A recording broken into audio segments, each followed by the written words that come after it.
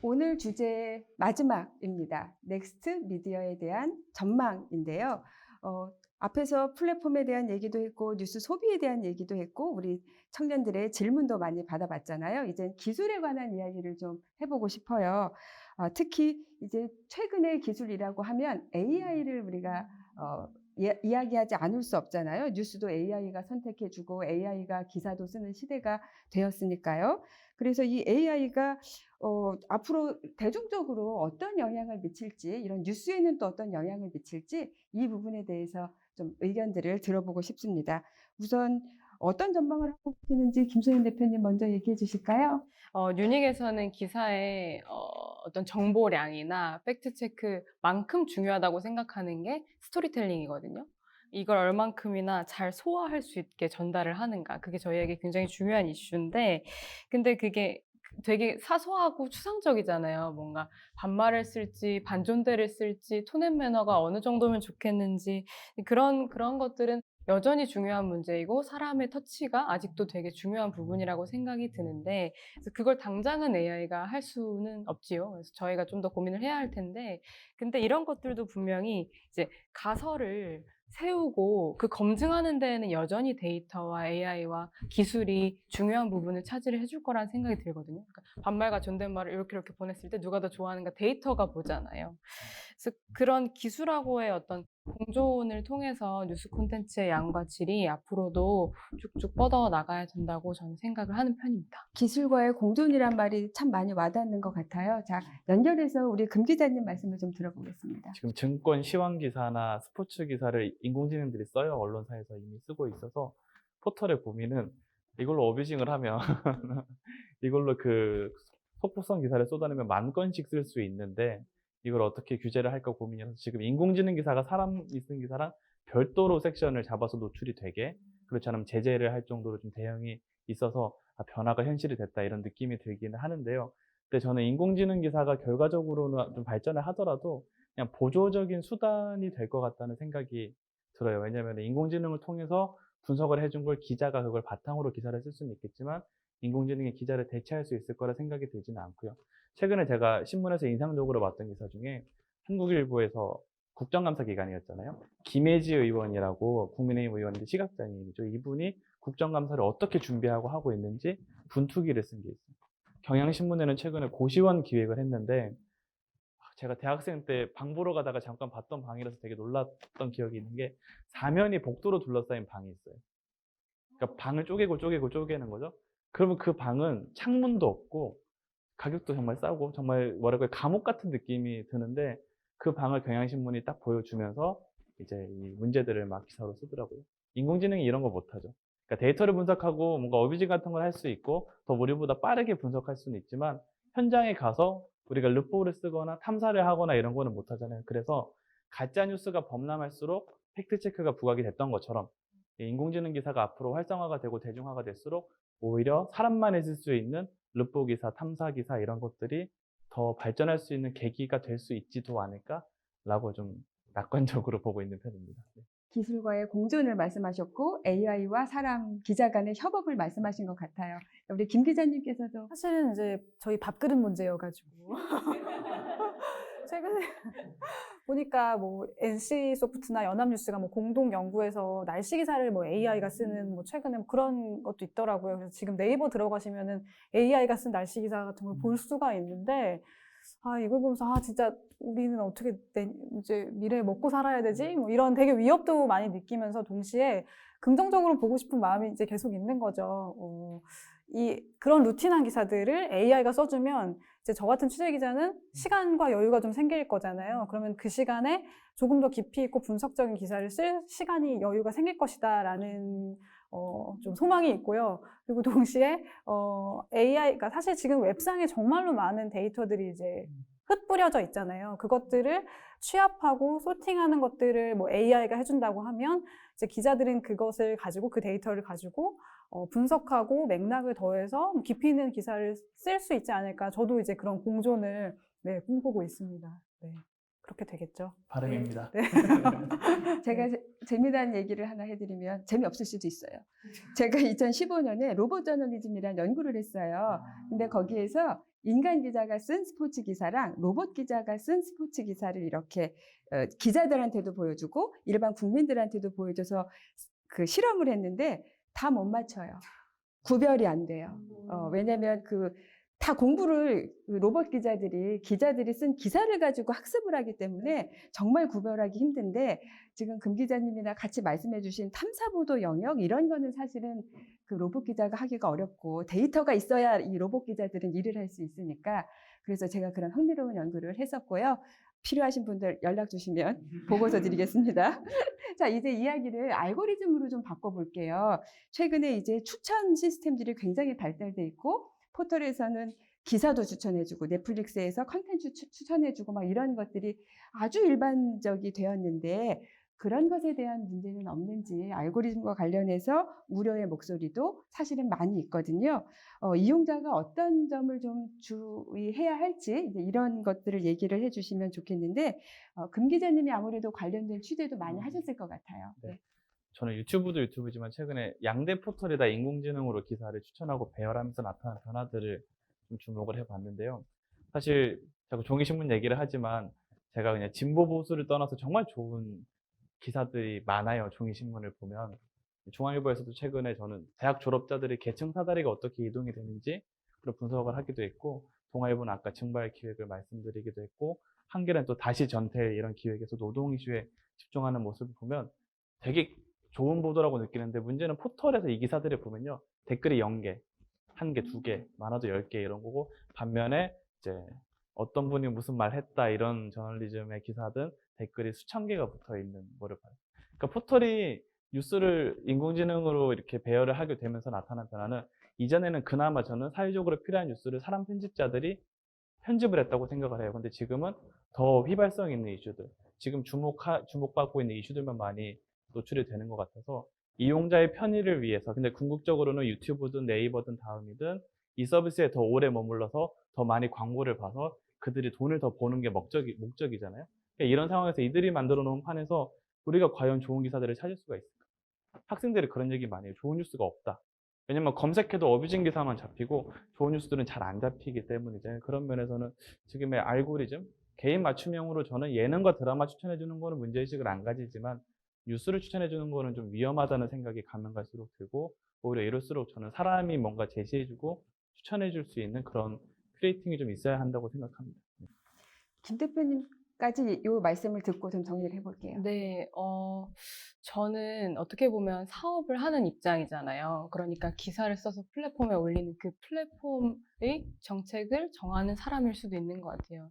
그러니까 예를 들어서 저희가 막 우리 청중분들이 보시고 좋아한 기사들을 제가 막 봤어요. 아, 이런 주제를 좋아하는구나. 그러면 저는 선택할 수 있어요. 앞으로 이거랑 똑같은 것만 보여줄지, 이거랑 어떤 관점은 같지만 반대를 보여줄지는 사람이 결국은 정하는 거라 생각해요.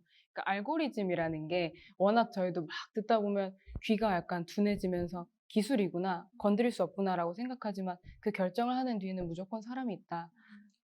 그거에 대해서 요청을 더 많이 할 수 있는 사실은 환경이라고 생각이 들어요. 그러니까 스팸 뚜껑을 왜 쓰냐 하면서 싹 모아서 여기 이렇게 스팸 만드는 데다 보내듯이 알고리즘이라는 것이 반드시 돈을 향해야 하는가? 그리고 그 돈이 이제 광고라는 모델하고 워낙 붙어 있다 보니까 이런 어뷰징이라든지 문제가 생기는 거지만 이걸 어떻게 보면 지탱해주는 구독자들의 뭔가 직접적인 사랑이나 아니면 그걸 보호해주는 정책적인 변화라든지가 뒷받침이 된다면 저는 알고리즘이 꼭 디스토피아를 향하지는 않고 있다고 생각합니다. 그 알고리즘의 편향성 때문에 굉장히 많은 문제 제기가 되고 있고 그래서 알고리즘 투명성을 요구하는 그런 사회적인 분위기도 전 세계적으로 많이 형성이 되어 있다는 생각이 들어요. 그래서 청년 여러분들이 이런 알고리즘의 투명성을 좀 더 강하게 주장을 하고 알고리즘 영향평가, 알고리즘 감시 뭐 이런 것들도 같이 이야기할 수 있는 그런 토론의 자리가 또 마련되면 좋겠다는 생각이 듭니다. 자, 다음 주제로 넘어가면 다음에는 우리가 최근에 5G가 한동안 좀 이렇게 인기였잖아요. 물론 코로나19 때문에 약간 주춤한 측면이 있지만 이런 5G 기술의 상용화가 뭐 컨텐츠 전반 혹은 뉴스 컨텐츠에도 미치는 영향이 분명히 있을 것 같아요. 소비 방식에도 변화를 줄 것 같고요. 자, 이런 어떤 변화가 있을지에 대해서 한번 뭐 전망까지는 아니지만 이야기를 나눠볼 수는 있을 것 같아서 우리 김소연 대표님 먼저 얘기해 주실래요? 저는 아무래도 이제 5G 하다 보면 뭔가 AR, VR 같은 걸 생각을 할 수밖에 없는 것 같아요. 그러니까 기술이 발달하면서 우리가 한 번에 전달할 수 있는 정보량이 굉장히 많아졌고, 우리가 구현을 할 수 있는 그 기사의 퀄리티나 아니면 콘텐츠의 뭔가 형식 자체가 굉장히 넓어진다는 생각이 드는데, 뭐 지금도 저는 사실 이렇게 코로나19 상황에도 불구하고 화상 미팅을 바로바로 앞에 있는 사람처럼 할 수 있다는 게 너무 놀랍거든요. 이게 바로 뉴스에도 적용이 될 수 있다고도 생각이 들어요. 이 취재하는 현장을 기자가 보시고 와서 말해주는 게 아니라 그 현장을 우리가 같이 갈 수도 있는 거고, 아니면 뭔가 그런 식으로 이제 이 뉴스를 소비하는 분들이 할 수 있는 역할까지도 같이 바뀌지 않을까? 그러면 이제 기술의 발전이 콘텐츠의 발전을 낳고, 거기서 바뀐 소비자의 지위가 또 다른 콘텐츠의 변화를 요구하게 되고, 뭔가 그런 순환적인 역동성이 좀 기대가 된다라고 말해보겠습니다. 그 AR, VR이 굉장히 이렇게 활성화될 것 같이 한동안 이렇게 떠오르다가 지금은 잠깐 주춤한 것 같기는 해요. 그렇지만 현장감 같은 몰입감 이런 데 있어서는 큰 역할을 할 수 있을 거라고 생각이 들고요.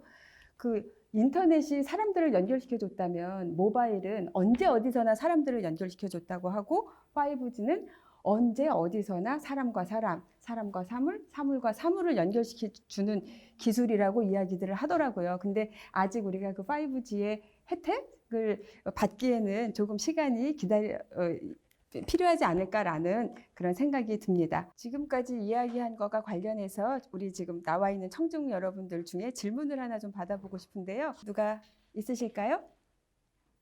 네.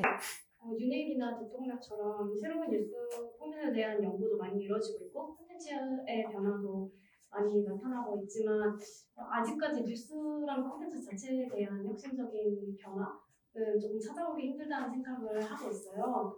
그래서 이제 이런 발전한 기술이나 변화하는 뉴스 소비 형태에 맞춰서 어떻게 언론이 그 태도를 취해야 하는지가 궁금합니다. 너무 좋은 질문이면서도 굉장히 뼈아픈 질문인 것 같아요. 사실 이제 기존의 언론사들은 엄청난 지금 진통을 겪고 있거든요. 이 디지털 혁신의 어떤 한가운데에서 우리가 제대로 하고 있는 것인가, 정말 좋은 기사를 쓰고 있는 것인가에 대한 이제 고민들이 굉장히 내재적으로 되게 심하게 있는 상황인데, 이럴 때 과연 언론이 어떤 태도를 취해야 하는가에 대해서 이게 되게 원론적인 이야기를 할 수밖에 없을 것 같아요. 저는 결국에는 기본으로 다시 돌아가야 되는 것 같은데, 우리의 독자는 누구인가? 그리고 뉴스란 무엇인가? 우리 독자들이 어떤 콘텐츠를 원하는가? 어떤 채널로 원하는가? 이 질문, 아주 기본적인 질문부터 다시 시작을 해야 된다고 생각해요. 왜냐면 이 전통적인 미디어들은 그 질문을 안 한 지 되게 오래됐거든요. 뉴스가 그냥 공기 같은 거여가지고 사실은 뉴스가 뭔지 그냥 공기인데 왜 질문하지? 라고 했었는데, 이 어떤 기술의 변화의 그 한가운데서 이 질문을 하지 않고서는 다음 스텝으로 넘어갈 수 없다라는 생각이 들고요. 그래서 그 태도는 그렇다. 기본으로 돌아가자. 네. 그 질문을 던지는 게 정말 중요한 거잖아요. 네, 금 기자님 이어서 말씀해 주세요. 언론사가 혁신하지 않아도, 여러분에게 다가가지 않아도 먹고 살 수 있기 때문에 오히려 혁신이 좀 주저하게 되는 구조적인 특징이 일단은 있는 것 같아요. 근데 이런 특징이 지속 가능하진 않죠. 물론 지금 신문사들 매출이 생각보다 안 줄어들고 있거든요. 코로나로 인해서 좀 변수가 있긴 하지만, 오히려 최근 10년 동안 신문을 읽는 사람이 급감했음에도 불구하고 신문사들의 매출은 거의 비슷해요, 매년. 이런 변화를 좀 봤을 때 당장은 유지가 되겠지만 이게 지속 가능하지 않다는 점을 염두에 두면 좋을 것 같고, 제가 혁신하는 분들을 취재하면서 가장 아쉬웠던 게 포기되는 분들. 포기하느니 아니라 포기가 되느니라고 쓰는 게, 왜냐면 저희가 뭐 하겠습니다 하면서 막 알리고 인터뷰하고 시도를 해요. 근데 1년이 지나면 그분이 다른 데 인사 발령이 가 있어요. 왜냐면 1년 만에 성과를 내지 못했다는 이유로 인사 개편이 되는 경우가 상당히 많아요. 최근에 제가 지역 언론 유튜브를 전수조사를 한번 해봤는데, 정말 아쉬운 게 한 몇 달 전까지는 뭔가를 했어요, 이분들이. 근데 조회수가 안 나오니까 접어버리는 경우가 너무 많아서 좀 아쉽습니다. 그래서 당장 언론사에서 돈이 되지 않지만 장기적으로 뭔가 망할 수 있는 기회, 초두에 말씀 주셨기도 했지만 시행착오를 할 기회와 여건을 줄 수 있는 언론사만이 저는 앞으로 좀 지속 가능성이 있다고 보고, 그러면서 저도 듣동라도 그런 맥락에서는 다른 언론사와는 좀 다른 결이 있다고 생각을 하거든요. 좀 그런 고민을 좀 하고 있습니다. 그 최근의 사례나 앞으로 전망을 들어보면 이런 기술이 우리에게 좋은 긍정적인 결과도 가져오지만 사실은 부정적인 결과를 초래할 거다라는 우려도 많잖아요. 가장 큰 우려가 아까도 잠깐 우리 청중들도 얘기하셨지만 허위 정보라든가 아니면 뭐 음모론에 빠질 수 있다던가 이런 이야기들인 것 같아요. 그래서 이런 환경에 대처하려면 뭐 무엇이 필요할까 이런 이야기들을 좀 해주시면 좋을 것 같습니다. 김희원 기자님 먼저 얘기 주세요. 네, 되게 어려운 질문인데 이게 참 어떤 주장들이 양극화될 때 그런 음모론이나 허위 정보들이 되게 많이 나오는 것 같아요. 근데 이를 걸러내기 위해서는 나와 다른 관점의 어떤 주장, 의견들을 반드시 알아야 한다라는 생각이 저는 들거든요. 그러니까 하나의 사안에 대해서 다양한 의견을 접하게 되면 팩트를 걸러내는 능력도 생기고 그리고 균형적인 관점을 갖는 어떤 것도 능력도 생긴다고 봐요. 그래서 나를 어떤 새로운 환경에 계속 노출시키는 것, 그리고 나와 다른 관점의 의견을 갖고 있는 사람과 대화하고 토론하는 것이 가장 중요하지 않나? 김 대표님?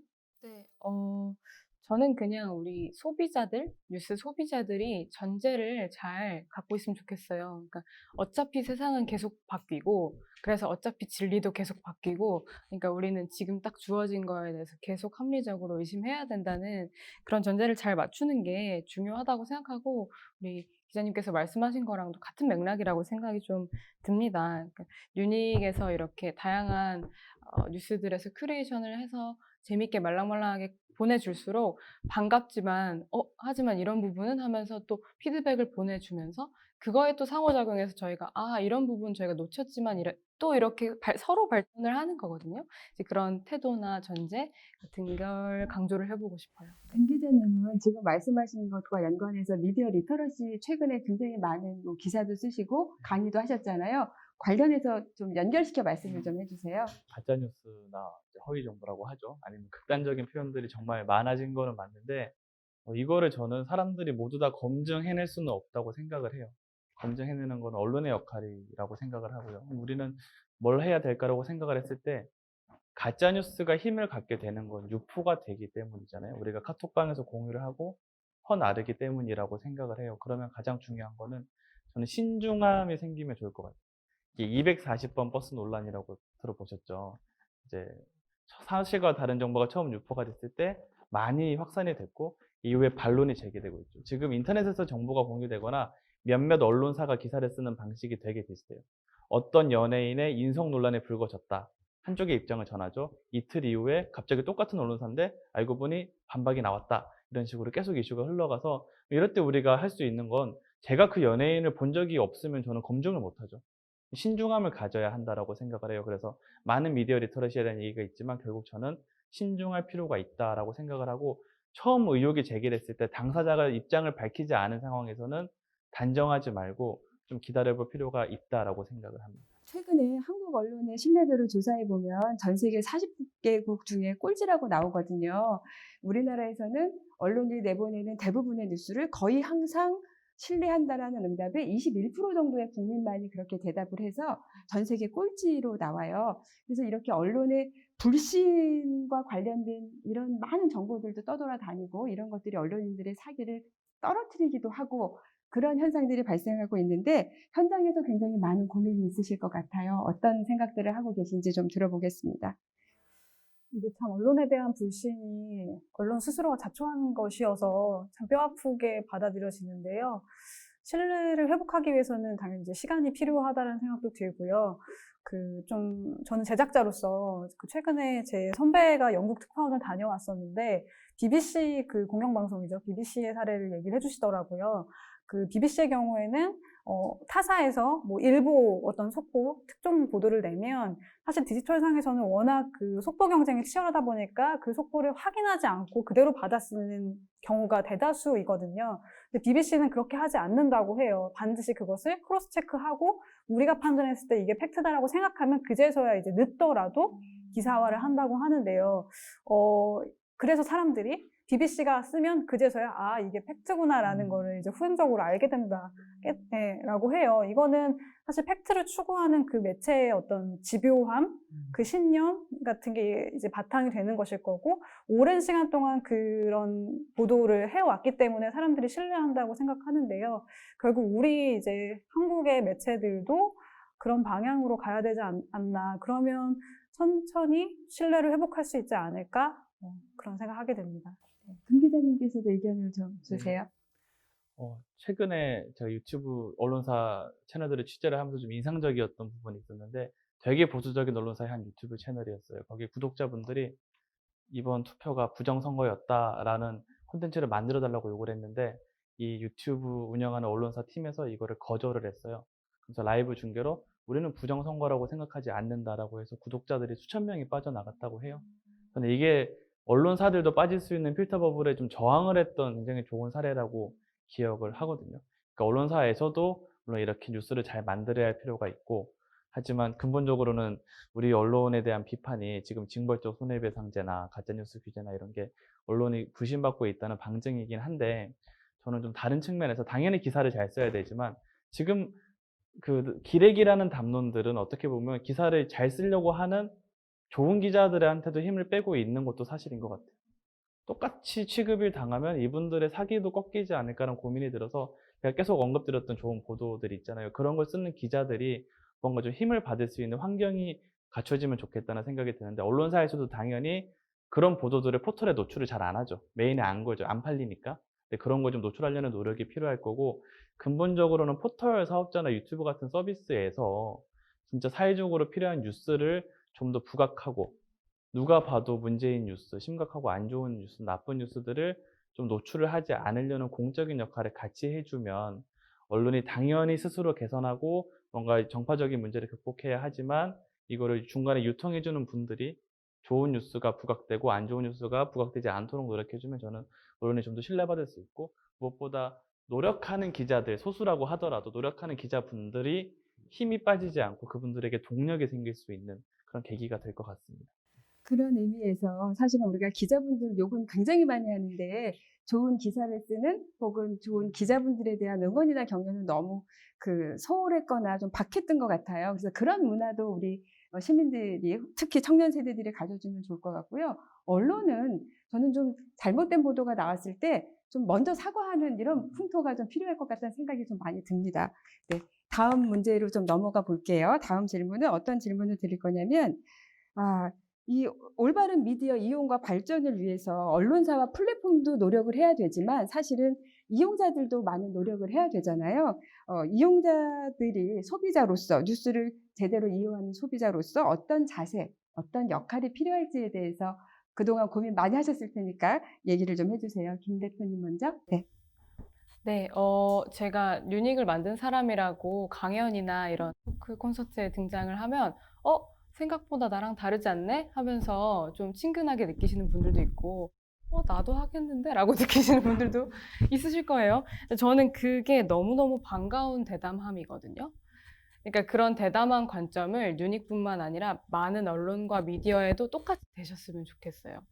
이거 나하고 그렇게 다른 거 아니고 이것도 사람이 만드는 거구나 라는 걸 그걸 딱 알고 보는 순간 아까 계속 강조해왔던 어떤 의심이나 아니면 제안이나 그러니까 내가 할 수 있다라고 느껴지는 게 이제 일방적으로 정보를 전달받는 것뿐만 아니라 넓어지기 시작할 거거든요.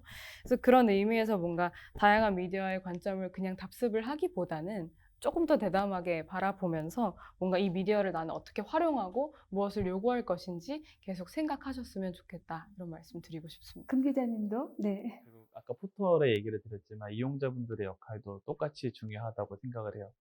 나쁜 뉴스나 문제의 뉴스가 있으면 저도 눌러봐요. 알죠? 페이스북으로 뉴스를 굉장히 잘 유통하는 몇몇 언론사들이 있죠. 그 언론사들의 뉴스가 정말 매력적으로 썸네일을 만들고 이 글을 쓰기 때문에 눌러보게 되는 마력이 있는 것 같은데, 이런 언론사들, 특히 온라인 언론사들은 주목으로 먹고 살잖아요. 그들을 외면하는 것도 저도 노력해야 되지만 함께 좀 노력을 해보고, 또 좋은 기사가 있으면 구독이나 후원이나 댓글이나 메일 같은 거 보내주셔도 좋을 것 같다는 생각이 들었습니다. 이제 우리 소비자들 스스로, 독자 스스로 이제 참여하고 행동하고 이제 그래야 할 때인 것 같아요. 소통하고. 이제 시간이 생각보다 많이 흘렀어요. 그래서 어느덧 이제 마무리를 해야 될 시간인 것 같습니다. 마지막으로 세 분 기자님께 이제 우리 청년들에게 또 언론인이 되고 싶어하는 예비 언론인들에게 뭐 들려주고 싶은 이야기가 있다면 이렇게 순서대로 한마디씩 해주시면 좋을 것 같습니다. 네, 저는 짧게 답변을 드리고 싶은데요. 그냥 세상하고 사람들을 연결하겠다는 그 비전을 갖고 언론인의 꿈을 꾼다는 것 자체가 이 시대에 너무너무 멋진 일인 것 같고 항상 응원을 하고 있을 테니까 지금 이 토요일에도 이렇게 시간을 냈던 그 문제의식을 잃지 마시고 앞으로도 화이팅 하시면 좋겠습니다. 감사합니다. 최근에 뒷동나에 그 N번방 텔레그램 성착취 사건을 최초 잠입 보도했던 추적단 불꽃 팀이 나오셔서 인터뷰를 진행을 했었어요. 근데 이분들이 언론사 기자분들이 아니시잖아요. 기자 지망생인 걸로 제가 알고 있는데 사실 세상을 바꾸는 보도를 하신 거죠. 지금 이제 디지털 성범죄가 얼마나 극악한 범죄인지 세상에 알렸고 이게 양형 기준까지 변화시키는 그런 보도를 하신 건데요.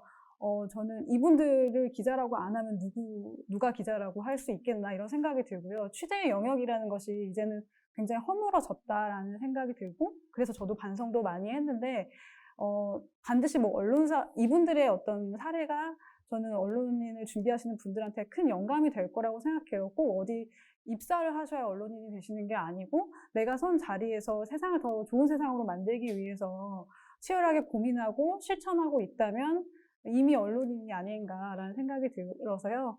모두 힘내시기를 바랍니다. 네.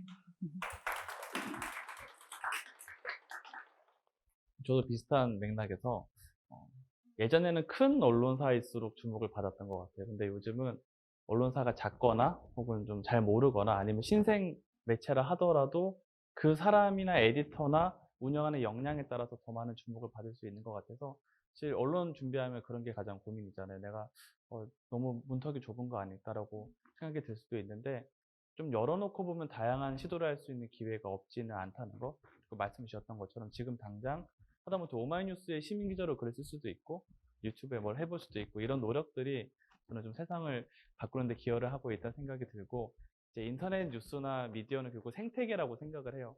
누가 갑자기 징벌적 손해배상이나 이런 규제를 만들어서 정화되는 게 아니라 여기 있는 분들 생산자와 구독자 그리고 앞으로 현업인이 되실 분들이 좀 같이 고민해보고 같이 좀 자정해보는 노력이 좀 우선 돼보면 좋겠다는 생각이 들었습니다. 감사합니다. 참 마음에 와닿는 도움이 되실 말들이라고 생각이 들고요. 오늘 우리 주제가 청년들이 생각하는 넥스트 미디어였는데 넥스트 미디어의 주인은 바로 여러분들이라는 생각이 들고 그 주인이 되기 위해서 어떤 과정, 힘든 과정, 많은 훈련들을 하셔야 될 텐데 오늘 오신 이 세 분의 기자님들이 멘토처럼 이끌어 주시는 역할들을 해 주실 거라는 생각이 많이 들었습니다. 오늘 세 분의 전문가 기자님들과 그리고 현장 우리 청년분들 같이 자리해 주셔서 너무 감사했고요. 다시 한번 토크 콘서트에 참여해 주셔서 감사하다는 말씀 드리면서 마무리하도록 하겠습니다. 감사합니다.